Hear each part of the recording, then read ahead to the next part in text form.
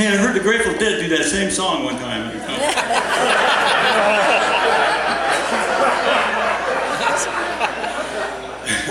When I first started playing with the Jefferson Starship, I was actually playing in the opening band, which was a band that I was a teenager in, and everybody else was much older than I was, and I'd wear a fake mustache to get into clubs like this and play. And sometimes I look at my water and I see this hairy caterpillar-looking thing floating around in the ice cubes. And I realized it was my mustache, and I had to go glue it on, you know? And then I started playing with Jefferson Starship and playing in the opening band and that band. And some of the recording sessions were great because I was still in high school riding my bicycle to school and trying to keep my grades up, or Mom and Dad wouldn't let me play the guitar.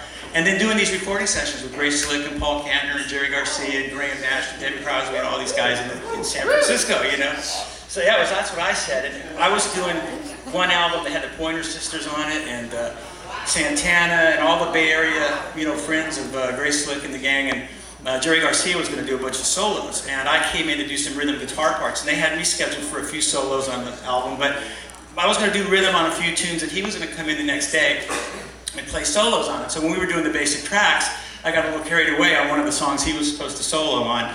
And, you know, I soloed over it and figured they'd just erase it the next day. And so he comes in the next day and he's listening to the songs and he hears that song and they forget to mute my guitar solo. So it goes by and he goes, whoa, that was a good solo. Let the kid have that one, you know. So I always thought that was cool of Jerry. Every time I saw him, I wanted to give him a high 4.5 for that one. He's missing part of the finger.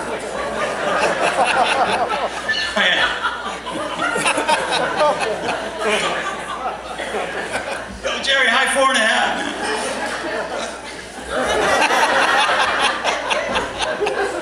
Yeah, like that. I think that's exactly right.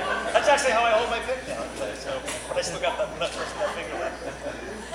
You know, getting back to, you know, being a kid and playing guitar, I have an album that was it was nominated for a Grammy that had this song on it, but this song was written by a 12-year-old boy who woke up in the hospital after one day just being a healthy kid riding his bicycle around, and the next thing, he woke up in the hospital with a broken arm, a broken thumb, a broken wrist, 2 broken arms, a broken leg, ankle, and foot, and everything was in a cast. But his little fingers stuck out of the cast far enough that he could reach the high E string on the guitar. So if you're wondering how come that dude only plays on the E string on that song, it's because that's the way this 12-year-old wrote it.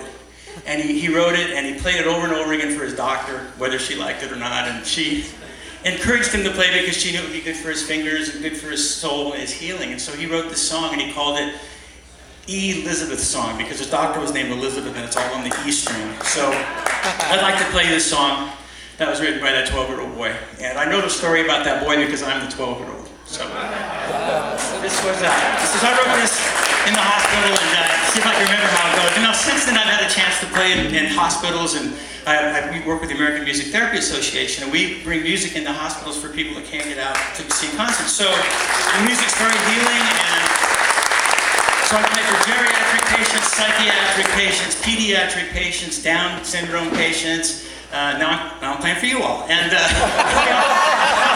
seem to get up on the music. So here's Elizabeth's song from my doctor, Elizabeth.